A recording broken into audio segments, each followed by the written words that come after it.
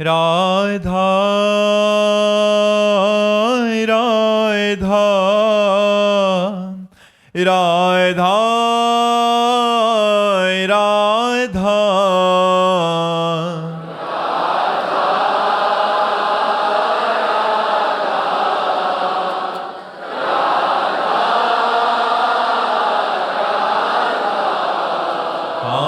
राधा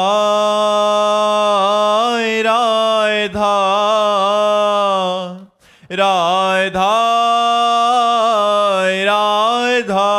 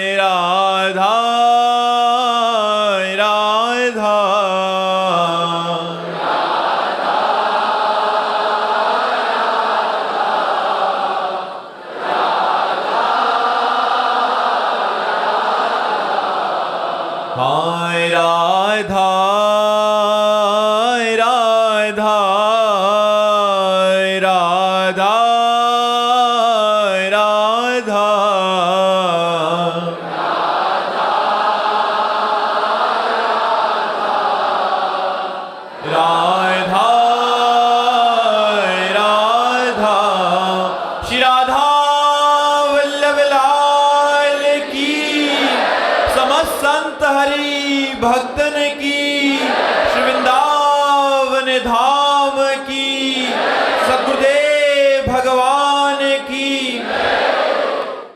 न्यायशाह जी बागपत से। राधे राधे महाराज जी। महाराज जी, यदि संत मार्ग पर चलने से भगवत प्राप्ति होती है तो गृहस्थ जीवन की क्या आवश्यकता, और यदि गृहस्थ नहीं, क्या आप समझते हो कपड़ा बदलने से भगवान की प्राप्ति होती है क्या? संत क्या कपड़ा बदलने वाले को कहते हैं क्या? संतों के लक्षण होते हैं। तो बोले फिर आप क्यों कपड़ा पहने हैं? क्योंकि हमारा स्वभाव निवृत्त था। ये जितने बाबा जी हैं ये सब निवृत्त मार्ग के हैं।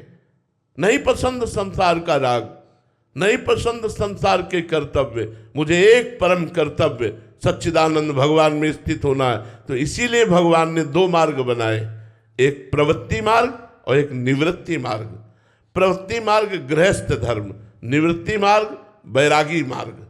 वैरागी मार्ग में चलते हुए जो गति भगवान की प्राप्त करते हैं, वही गृहस्थ में सत्भाव से चलते हुए अपने कर्तव्य का पालन करते हुए हम चलते हैं। अंतर इतना होता है, गृहस्थ में भगवत प्राप्ति अपनी ही करने बहुत कठिन होता है, लेकिन अगर वैरागी भगवत मार्ग में सही ढंग से चल गया तो लोक के लोक को पावन कर देगा। सातरति सातरति सा लोकांतार्यति, वो लोक के लोक को पावन कर सकता है। अगर बचपन से भगवान के मार्ग में न चले होते तो आज आप जो सुन रहे हैं, आप जो आनंद ले रहे हैं, आप जो आकर्षित हो रहे नहीं होते। संसार के भोग भोगे होते, मनोरंजन किए होते, संसार का नाना प्रकार का राग रंग भोगे होते, तो ये नहीं होता। बचपन से भगवान ने त्याग कराया और तैयार किया है। जब तैयार हुए तो तुम्हारे बीच में बैठ के बोल रहे हैं, तुम्हारे बीच में बैठ करके जो प्रकाश हो रहा है उसे आप आंतरिक अनुभव करो, उसे आंतरिक अनुभव। एक वैरागी यदि सच्चे मार्ग से चल जाए तो लोक के लोक को तार सकता है। गृहस्थ धर्म में सम्यक धर्म पूर्वक विषयों का भोग करते हुए, भगवान नाम जप करते हुए अपना उद्धार किया जाता है।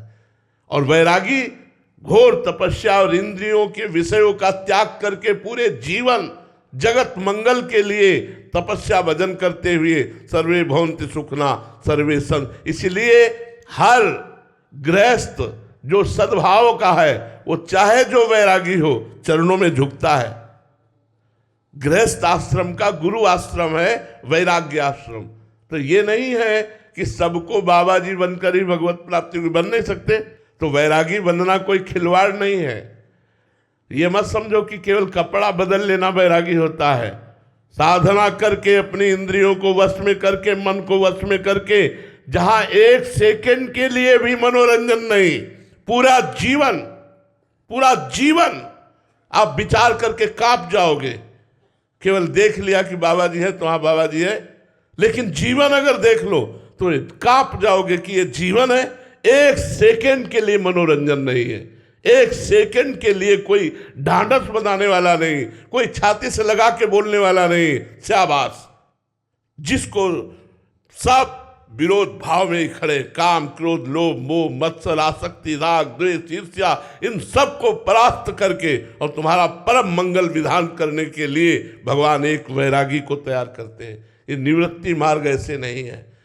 अगर बैलेंस बना के चल रहे तो पाखंड और दंभ की बात अलग है, लेकिन अगर ठीक मार्ग से चल रहे हो तो खाड़ की धार पर चलना है। चढ़ के मैन तरंग पर चली वो पावक माए, प्रेम पंथत कठिन है सबको निभात ना है। खिलवाड़ समझते हो वैराग्य का मार्ग।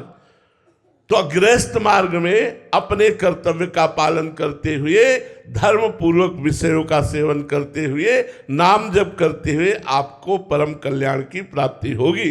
लेकिन वैरागी लाखों को भगवत प्राप्ति कराएगा, लाखों का कल्याण होगा अगर सही ढंग से चल रहा है तो। नहीं, कपड़ा बदलने से भगवान की प्राप्ति नहीं होती। महाराज जी गृहस्थ जीवन में महाराज जी कहीं ना कहीं ये मान्यता बन जाती है कि खूब भोगने की छूट है, तो इसलिए मतलब नहीं, छूट तो कहीं नहीं दी गई है, छूट तो कहीं नहीं दी गई। अगर धर्म के अनुसार देखो तो पहला आश्रम गृहस्थ धर्म के या विरक्त धर्म के आश्रम के पहला आश्रम है ब्रह्मचर्य। चाहे वो विरक्त जाना हो या गृहस्थ जाना हो, दोनों के लिए पहला आश्रम ब्रह्मचर्य है। कम से कम 20 वर्ष की अवस्था तक ब्रह्मचारी। इसके बाद यदि आपकी निवृत्ति परक वृत्ति है तो निवृत्ति मार्ग, प्रवृत्ति परक है तो गृहस्थ। अब 20-25 तक ब्रह्मचर्य रहे, इसके बाद एक पत्नी व्रत। अपनी पत्नी में भी वो भी धर्म के अनुसार जो शास्त्र की आज्ञा है, मासिक धर्म के एक सप्ताह बाद संतानोत्पत्ति की भावना से महीने में एक बार ऐसा। पर स्त्री रमण घोर नरक जाना, पर पुरुष रमण घोर नरक जाना। यहाँ मनमानी आचरणों को थोड़ी गृहस्थ धर्म कहते हैं। आए हुए अतिथि के लिए अपने प्राणों को भी समर्पित करने की भावना रखना। अतिथि न भूखा जाए, चाहे कुछ भी हो जाए, अतिथि सत्कार न। यहाँ कहाँ अतिथि? दरवाजे पे भिक्षुक को देखते ही रोष भरी दृष्टि देखे, ये नहीं भगवान है, नारायण किस रूप में आ गए। आओ आओ प्रभु, भोजन पाइए, जल पीजिए, आसन में ग्रहण कीजिए। अतिथि सत्कार गृहस्थ में, माता पिता की सेवा गृहस्थ में, पूरे परिवार को भगवत स्वरूप मानते हुए धर्म पूर्वक कमाकर धन और उसकी सेवा करे और नाम जप करे, भगवत प्राप्ति हो जाएगी। गृहस्थ मनमानी भोगों के लिए थोड़ी, चाहे बाबा जी हो चाहे गृहस्थ हो, धर्म से नहीं चलोगे तो नरक जाओगे। हरे शिष्य धर्म शोक न हरे सो गुरु घोर नरक मा परे।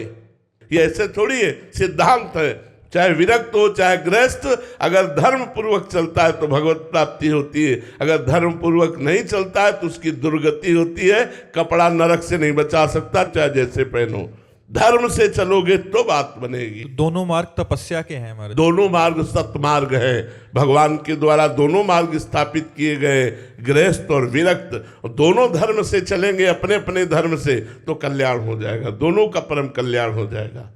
अजीत रंजन दास जी जौनपुर से, राधे राधे महाराज जी। महाराज जी, आपकी आध्यात्मिक जीवन यात्रा में जो स्थान पूज्य पाद श्री उड़िया बाबा जी का रहा है, दास के हृदय में आपके चरण कमलों की उपस्थिति की वैसी ही दशा है। महाराज श्री दास के ऊपर आशीर्वाद से अभिसिंचित दृष्टि से शक्तिपात करने की महती कृपा करें, जिससे आपके इस दास का कुछ भजन बनने लगे। महाराज जी, नाम जप में उपांशु के बाद मानसिक और पश्यंती में नाम जप के चलते ही की स्थिति क्या होती है महाराज जी? मतलब नाम में उपांशु के बाद जब मानसिक और पश्यंती में नाम जप चलने की स्थिति जानना चाह रहे हैं महाराज जी। फिर चलाना नहीं होता, करता नहीं रहता, वो केवल देखता रहता है और स्वाद लेता रहता है। जब वाचिक के बाद उपांश, उपांश के बाद मानसिक, और मानसिक जब परिपक्व अवस्था हो जाती है तो केवल सुनता रहता है, देखता रहता है, सामने रूप होता है, अंदर मंत्र ध्वनि होती है, हृदय आनंद से लबालब भरा होता है। सुने न काहू की कही, काहे न अपनी बात, नारायण वा रूप में मगन रहे दिन रात। ना काहू सो बोलिबो, ना कोई व्यवहार, अपनी कुंवर किशोरी को जियत निहार निहार। बस उस अंतर व्यथा को कैसे बताएं? जिस समय अव्यावृत भजन प्रारंभ होगा, अखंड चिंतन प्रारंभ होगा, समय सब सूना सूना सा हो जाता है। कोई उत्साह नहीं रह जाता, जागतिक उदासीनता बढ़ती चली जाती है, अंतर्मुखता बढ़ती चली जाती है। खान पान विषयक संबंधी, शरीर संबंधी, रिश्ते नाते संबंधी जितना भी राग हो सब भस्म हो जाता है। बस जीवन केवल प्रभु चलाते हैं उसका, जिसका अव्यावृत भजन चल रहा है, अखंड भजन चल रहा है, केवल प्रभु जीवन चलाते, प्रभु भोजन पवाते हैं, प्रभु से क्रिया कराते हैं, प्रभु से बुलवाते हैं, प्रभु उसको हंसाते हैं, प्रभु उससे चेष्टा कराते हैं। वो स्वयं में तो खो गया, स्वयं में खो जाता है।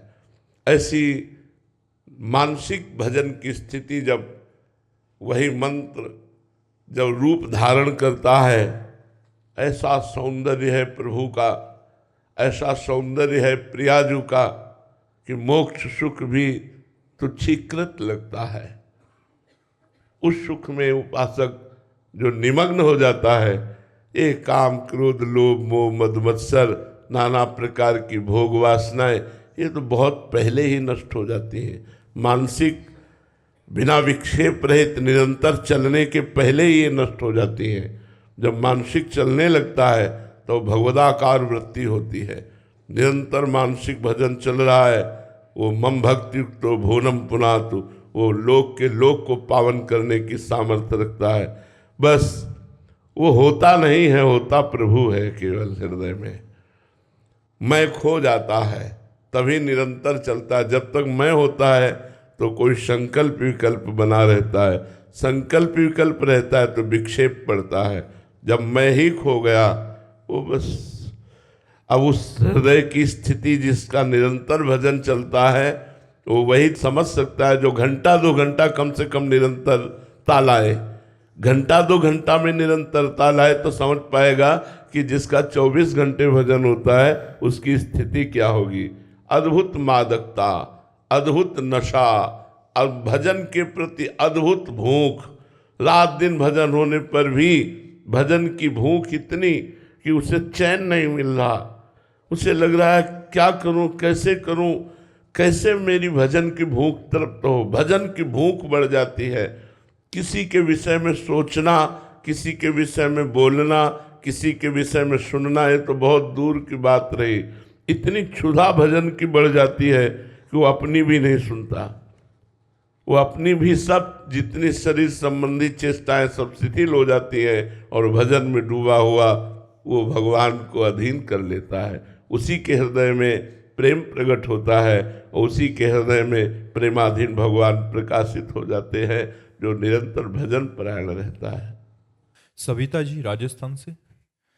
राधे राधे महाराज जी। गुरुदेव, कोई ऐसी बात जो हमें भगवत मार्ग से भ्रष्ट कर देगी और कोई ऐसी बात जो हमें भगवत प्राप्ति करा देगी? संतों का संग एक बात जो तुम्हें भगवत प्राप्ति करा देगी, और कुसंग एक बात जो तुम्हें भगवत मार्ग से भ्रष्ट कर देगी। बस सत्संग और कुसंग। बरुभलवास नरक करताता, दुष्ट संग जन दे विधाता। भले नरक का वास मिल जाए लेकिन कुसंग न मिले। कुसंग मिलेगा तो परमार्थिक पथिक भ्रष्ट हो जाएगा। सत्संग मिलेगा तो भ्रष्ट पुरुष भी महात्मा बन जाएगा। सत्संग का प्रभाव होता है समस्त दुर्गुण दुराचारों को मिटा करके सत्य सच्चिदानंद भगवान में स्थिति प्रदान करना। ये सत्संग का प्रभाव होता है। इसलिए बड़े भाग पाइप सत्संगा। जब बड़ा हमारा पुण्य पुंज एकत्रित होता है, भगवान की विशिष्ट कृपा होती है, तब सत्संग प्राप्त होता है, संतों का संग प्राप्त होता है। और जब हमारा दुर्गति का योग लगता है, दुर्भाग्य प्रकट होता है, तब कुसंग मिलता है और कुसंग सर्वनाश कर देता है। कुसंग एक वस्तु है, एक बात है जो नाश कर देती है। सत्संग एक बात है जो उन्नति प्रदान करती, लौकिक और पारलौकिक दोनों। इसलिए कुसंग से बचे और सत्संग का सेवन करें। नम्रता जी हरिद्वार से। राधे राधे महाराज जी। महाराज जी, वाणियों में आता है कि एक दोई जो पाई है, खोजी सब संसार, हिज्जू की रीति कोई लाखन में एक जाने। महाराज जी ऐसा आप लिख रहे हैं कि गुरुदेव इतनी दुर्लभ गति हमारे जैसे तो जीवों लाखों में हम लोग हैं ना, असंख्यों जीव हैं। असंख्यों जीवों में कुछ मनुष्य हैं, उन मनुष्यों में कितने लोग बैठे हुए हैं भगवत चर्चा में, कितने लोग बैठे। तो ये सब कृपा पात्र जन है। जितने लोग बैठे हुए हैं, एक हाथ की जमीन में उतनी दीमक होगी, वो भी तो जीव है। तो मनुष्य शरीर में पूरे ब्रह्मांडों में देखा जाए तो कितने भक्त हैं। अगर गणना लगाई जाए तो एक ही दो निकलेंगे, अनुपात लगाया जाए तो एक ही दो निकलेंगे। तो एक ही दो की गणना में तो हम आप हैं, लाखों की गणना में है क्या? भक्त भगवत मार्ग में चलने वाला, दुर्गुण दुराचार का त्यागी, सद्गुण सतमार्ग का पथिक तो कोई बिरला ही होता है ना। और उस सद्गुण सतमार्ग में भी प्रेमी, प्रिया प्रीतम का प्रेमी, वो तो और भी दुर्लभ है। बड़ा दुर्लभ विषय है भगवत प्रेम, क्योंकि कहीं न कहीं लोक परलोक की जो कामना रहती है वो प्रेम प्रकाशित नहीं होने देती। जब लोक परलोक की समस्त कामनाओं का नाश हो जाता है, तब भगवान को अधीन करने वाला प्रेम प्रकाशित होता है। जाहि न चाही कबहु कछु, तुम सन सहज स्नेह, बसो निरंतर तासुर सो राउर निजगे। प्रेम अत्यंत दुर्लभ वस्तु है, अत्यंत दुर्लभ वस्तु है। इसीलिए कहा गया, जैसे यहाँ कहा गया कि कोई विरला ही एक दो ही जो पाइए, ऐसे ही भगवान की भक्ति के लिए गोस्वामी तुलसीदास जी करें, कोई एक पाव भगत जिम मोरी। कोई एक ऐसे ही ब्रह्म ज्ञान के लिए, ब्रह्मबोध के लिए भगवान शंकराचार्य जी करें, शास्त्रों जन्मों की साधना जिसकी परिपक्व होती है, उसके अंदर मुमुक्षुता जागृत होती है और वो मोक्ष को प्राप्त होता है। तो वो शास्त्रों जन्म की साधनाएं हम सबकी पूर्ण हुई, तभी हम भगवत धाम में संत समागम कर रहे, भगवान के मार्ग में चलने के लिए हम उत्साहित हो रहे। ये हमारे अनेक जन्मों की तपस्या का फल है, भजन का फल है। ऐसा मानो अब हमारा आखिरी जन्म है, ऐसा नहीं कि अब हमारा प्रारंभिक जन्म है, अभी हम अनेक जन्म साधना करेंगे तब हमें ज्ञान होगा, तब हमें भक्ति होगी। नहीं, हम बिरले वालों में हैं। जो कहा गया कोई एक पाओ, तो उन कोई एक में हमारी गणना है। एक दो ही जो पाइए, तो एक दो ही में हमारी गणना है। अनंत सृष्टि में, अनंत जीवों में, अनंत मनुष्यों में कितने लोग भक्ति कर रहे हैं।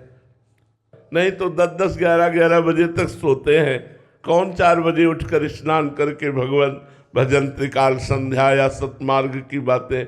ये तो बड़े भाग्य हैं आपके कि परम पावन वृंदावन में प्रातःकालीन वेला पर इस परम पवित्र भूमि में बैठकर आप भगवत चर्चा सुन रहे हैं, ये तो बड़े भाग्य हैं। ये तो तभी हम कह रहे हैं जो एक दोई जो पाइए तो वो एक ही दोई में हो तुम। इतनी बड़ी सृष्टि में अगर गणना लगाए तो एक ही दोई का अनुपात लगेगा। जो आप लोग बैठे हुए हैं तो ऐसा मानिए कि वो एक दो में हम हैं। अब हमारा अंतिम जन्म है, सत्संग मिल रहा, भजन मिल रहा, अब मुझे भगवान जरूर मिलेंगे। यदि उनको मिलना ना होता तो हमें इस संसार रूपी दलदल से क्यों घसीटते। अगर उनको कृपा न करनी होती तो जहां मैं विषयों में फंसा था वहीं फंसे रहने देते।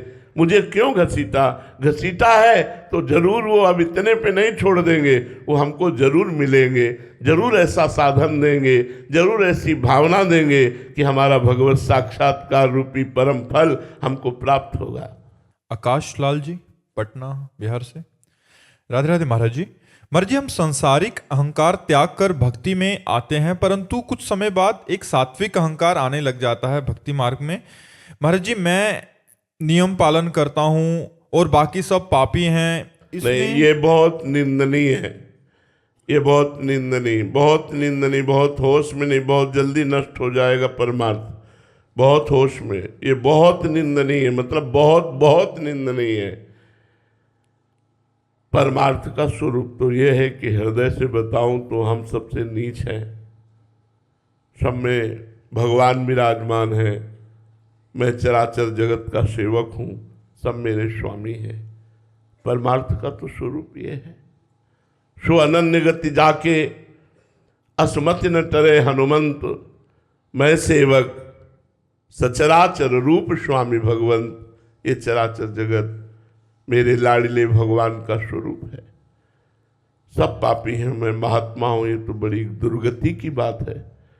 सब भगवत स्वरूप है, मैं नीच हूँ, ये सदगति की बात है।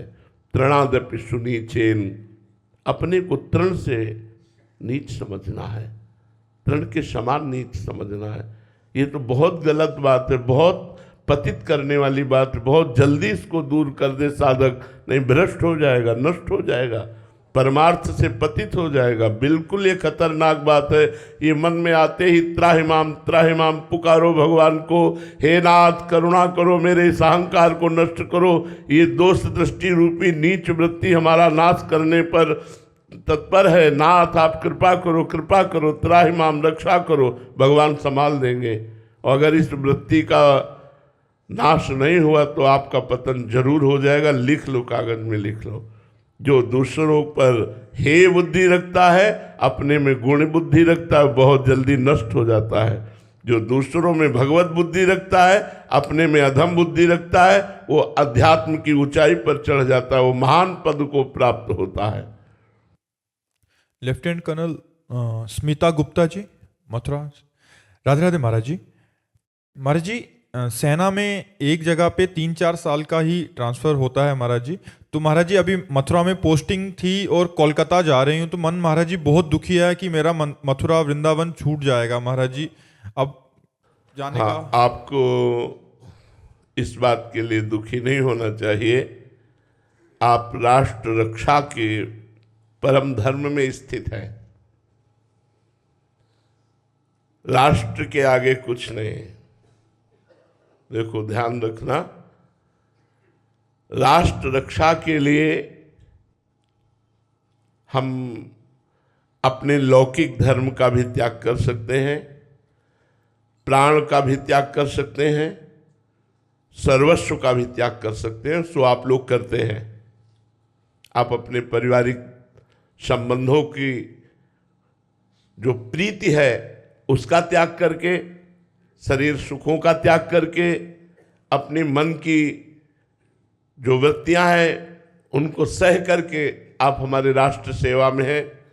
इसलिए राष्ट्र सेवा सबसे बड़ा धर्म है। आप उस सबसे बड़े धर्म का पालन कर रहे हैं, इसलिए आपको उदास नहीं होना चाहिए। यदि आपका ट्रांसफर हो रहा है तो आप राष्ट्र सेवा में हैं। आप गर्वपूर्वक राष्ट्र सेवा का भाव लेकर जहाँ जाइए, हमारे राष्ट्र सेवा के विधान के अनुसार आप चलिए, और बन सके तो राधा राधा नाम जप कीजिए, आपका परम मंगल होगा। अब ये राष्ट्रीय सरकारी कार्य है। अब इसमें तो ऐसा नहीं हो सकता कि आप वृंदावन वास करें या मथुरा वास करें। जिस समय सरकार का जहाँ ट्रांसफर का आदेश होगा वहाँ जाना पड़ेगा। आपको तैयार रहना चाहिए मन से, और जब रिटायर हो जाइए फिर आपकी स्वतंत्रता है। फिर आप चाहे वृंदावन वास करें, अयोध्या वास करें, जहाँ आपकी भावना बने। भगवत चिंतन करते हुए राष्ट्र सेवा में जो तत्पर है वो महावीर है, वो सम्माननीय है, वो प्रशंसनीय है, वो वंदनीय है, वो सदगति को प्राप्त होगा। भगवत स्मरण करते हुए तुम जहाँ भी विराजमान हो राष्ट्र सेवा में, तुम सदगति को प्राप्त होगे। तुम अपने मन को संकोच में मत डालिए कि मथुरा छूट रही है। तुम मथुरा को छोड़ सकते हो, मथुरा तुम्हें नहीं छोड़ सकती। मथुरा वृंदावन ये चिदानंद धाम है। यदि भाव में रखोगे तो करोड़ों कोस दूर भी तुम मथुरा में ही वास माना जाएगा, क्योंकि आप राष्ट्र सेवा में, राष्ट्र धर्म में स्थित है। इसलिए आप चिंता न करें। पुष्पा जी दिल्ली से। राधे राधे महाराज जी। महाराज जी, भक्ति मार्ग में बाह्य स्वच्छता वो पवित्रता अनिवार्य है, किंतु जब पवित्रता पर अधिक जोर देने के कारण भक्ति प्रभावित होने लगे तो क्या करना चाहिए महाराज जी? बाहरी पवित्रता पर अधिक क्या कैसे? कि अभी हाथ धोने हैं, अभी नहाना है, अभी ये करना है, तो क्या इसमें परेशानी है? इसमें परेशानी क्या? इसमें भक्ति क्या बाधित होगी? हमें बताइए क्या बाधित होगी? क्या आपको ऐसा लगता है तो हम उसमें आपको बताएं कि ये नहीं करना चाहिए? कैसे? महाराज जी कुछ जनों का महाराज जी मतलब कहीं भी हाथ लगा दिया, फिर हाथ धो, फिर ताला नहीं, छोड़ दिया, अगर हाथ धो। हम ठाकुर जी का भोग लगाने जा रहे हैं तो हम हाथ धो रहे हैं। हम हाथ धो करके जाएंगे, चाहे कोई हाथ लगाए हो या न लगाए हो, प्रक्षालन करके जाएंगे।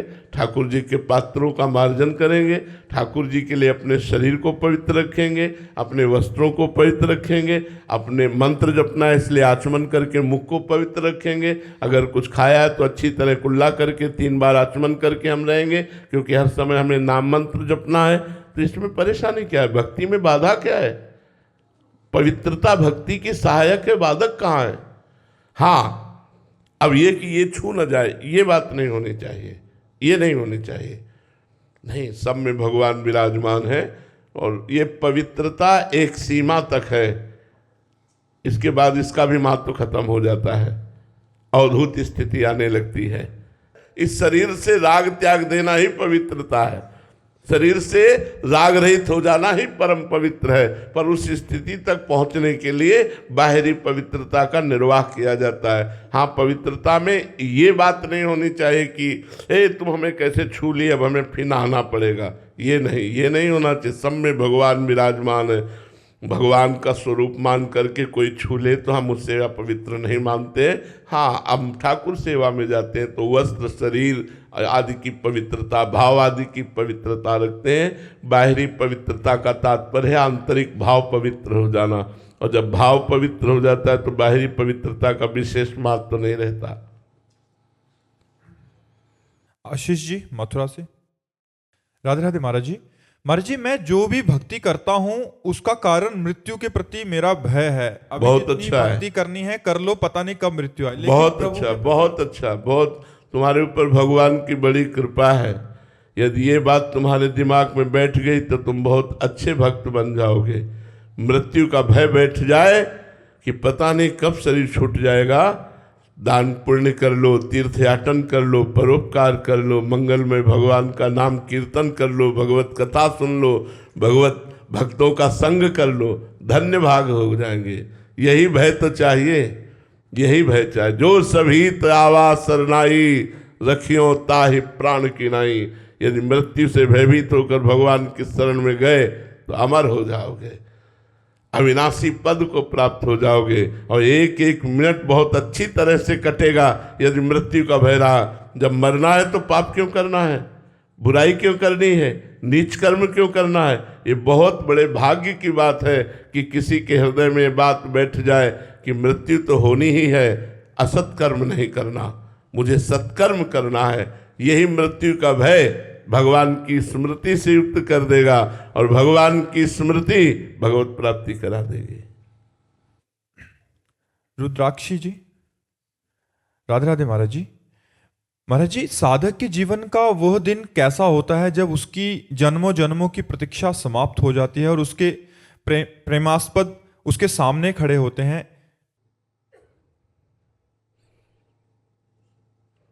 ऐसा प्रश्न किया है, इसका उत्तर हृदय से होता है, वाणी से नहीं।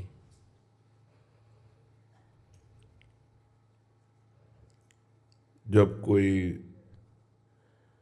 भजन के प्रभाव से प्रभु से प्रेम कर पाता है और जब प्रभु मिलते हैं, उस मिलन के सुख को वाणी वर्णन कर सके, इतनी सामर्थ्य प्राकृतिक वाणी में कहाँ है?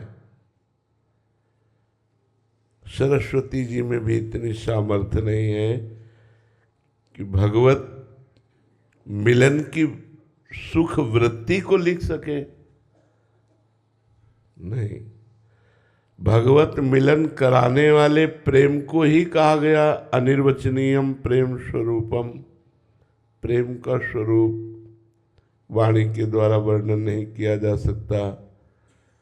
फिर प्रीतम सामने हो और बहुत काल से उनके विरह में व्यथित हृदय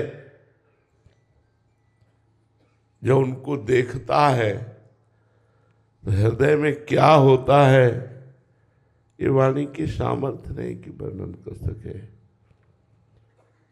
वो तो केवल हृदय जानता है, केवल हृदय। दूसरा न वर्णन कर सकता है, न समझ सकता है। दो प्रेमियों के मिलन की बात केवल उनका हृदय ही जानता है। इसके आगे हम इस विषय में नहीं कह सकते। जैसे ब्रह्मानंद केवल एक ब्रह्मबोध संपन्न महापुरुष की अनुभूति विषय है, वाणी का विषय नहीं। ऐसे प्रेमानंद ये केवल हृदय का विषय है, वाणी का विषय नहीं कि उसको ऐसा सुख मिलता है। जैसे हम प्राकृतिक सुख की बात आपसे पूछें, आपको बहुत जो प्रिय वस्तु है वो जब आपको प्राप्त होती है तो कैसा लगता है? बोले अच्छा लगता है। कैसा अच्छा लगता है? बहुत अच्छा लगता है। कैसा बहुत अच्छा लगता है? फिर आपका उत्तर होगा कि आप उस वस्तु का सेवन करके देख लीजिए। इसके आगे प्राकृतिक वस्तु के आनंद का अनुभव प्राकृतिक वाणी नहीं कर सकती। फिर सच्चिदानंद स्वरूप परम प्राण प्रीतम प्राणाधार आनंद समुद्र प्रेम समुद्र ज्ञान समुद्र वैराग्य समुद्र ईश्वर समुद्र भगवान का मिलन हो रहा है और उस सुख का वर्णन वाणी कर सके, असंभव। वाणी की अधिष्ठात्री देवी सरस्वती भी नहीं वर्णन कर सकती। इस पांच भौतिक वाणी की तो बात ही जाने दो, वो तो केवल हृदय जानता है। केवल मिलन की चाह में जो सुख है, इशारे से इतनी बात कह सकते हैं कि उस चाह में, भगवत मिलन की चाह में जो सुख है, वो सुख ब्रह्मा के परमेष्ठी पद का भी तिरस्कार कर देता है। और तो और जाने दो, जिसे भगवत मिलन की चाह प्रकट हो गई तो ब्रह्मादि के भोग सब विषम लागत ताई, नारायण ब्रज चंद की लगन लगी ही जाए। न पारमेष्ठ्यम न महेंद्रधिष्णम न सार्वभौमम न रसाधिपत्यम न योग सिद्धि अपनर्भवम वा। न मोक्ष न योग की सिद्धि न ब्रह्मा का पद न सार्वभौम सम्राट पद न देवराज इंद्र का पद, कुछ नहीं। उस सुख के सामने कुछ नहीं। अब उस सुख का वर्णन कैसे कर सके? वो अनिर्वचनीय है।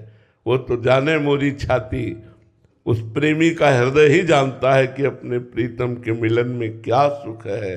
जिस सुख के आगे ब्रह्मा का पद भी फीका लगता है, उस सुख का कैसे वर्णन किया जा सकता है? जी। न्यायाधीश राजेंद्र कुमार जी, राधे राधे महाराज जी। महाराज जी, सब सुख सुविधाएं होने के बावजूद भी मानसिक शांति ना होने का महाराज जी कारण? भगवत विस्मृति, भगवत विमुक्ता। ममैवांशो जीवलोके जीवभूता सनातना भगवान कहते हैं तू मेरा अंश है। अविनाशी का बच्चा अविनाशी आनंद समुद्र में ही शांति प्राप्त करेगा। तब लग कुशल न जीव कहूं, ध्यान से सुन लो, तब लग कुशल न जीव कहूं, सपने हूं मन विश्राम, जब लग भजत न राम कहूं, शोक धाम तज काम।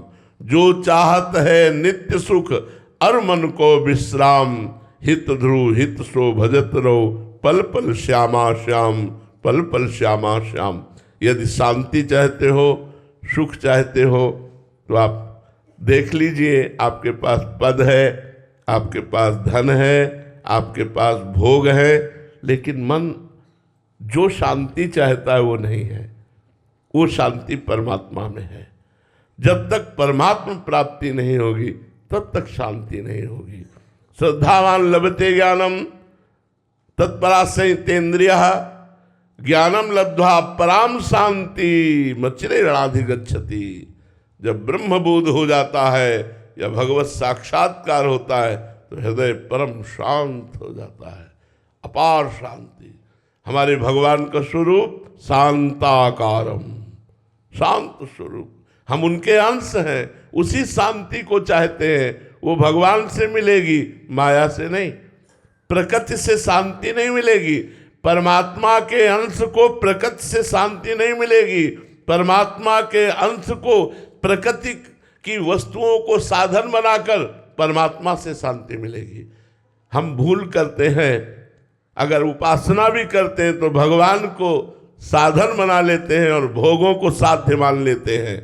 यदि हम भोगों को साधन बना लें और भगवान को साध्य बना लें और भगवान का स्मरण करते हुए अपने कर्तव्य का भय और प्रलोभन त्याग करके ठीक निर्वाह करें तो हमें शांति प्राप्त हो जाएगी। कहीं ना कहीं हमसे भय या प्रलोभन से अपराध बन जाता है, गलती हो जाती है, और वो गलती फिर जीवन भर अशांति प्रदान करती है। इसलिए समस्त गलतियों को मिटाने के लिए भगवान का नाम गरज रहा है। नाम जप करो, हृदय से भगवान की शरण में रहो और जो पद मिला है उसका ठीक निर्वाह करो। किसी भी प्रलोभन से, किसी भी भय से कोई ऐसी गलती ना होने पावे जो नहीं होनी चाहिए।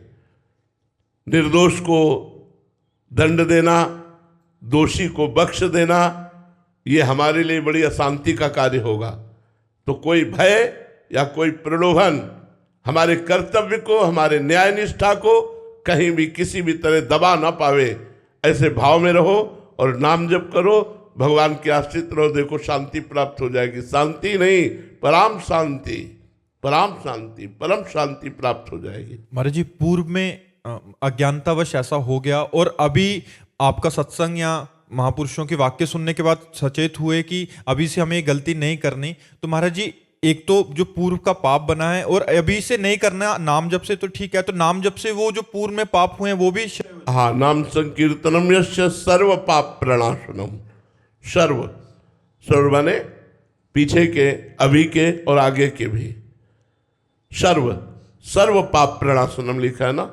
वर्तमान के पाप नष्ट हो जाएंगे या भविष्य के पाप नष्ट हो जाएंगे, ऐसा नहीं लिखा। नाम संकीर्तनम यस्य सर्व पाप प्रणाशनम, समस्त पाप नष्ट हो जाते हैं, जो पीछे के भी किए हुए हैं, जो अब भी हो रहे हैं या जो भूल चूक से आगे भी हो जाएंगे। नाम जप के प्रभाव से, नाम कीर्तन के प्रभाव से वो नष्ट हो जाते हैं। और भगवान की शरणागति से भी, सर्वधर्मान परित्यज्य मामेकम शरणम ब्रज, तो अहम त्वाम सर्व पापेभ्यो, सर्व लिखा है, सर्व पापेभ्यो, भूत के पाप, वर्तमान के पाप और भविष्य में भी जो गलती हो जाएगी, माँ शुचा, मैं तुम्हें पवित्र करूंगा। हम त्वाम सर्व पापेभ्यो मोक्षयिष्यामि माँ शुचा, मैं तुम्हें सबसे मुक्त कर दूंगा। इसलिए भगवान की शरण में होकर भगवान का नाम कीर्तन, नाम जप किया जाए तो हमारा जीवन परम पवित्र हो जाएगा।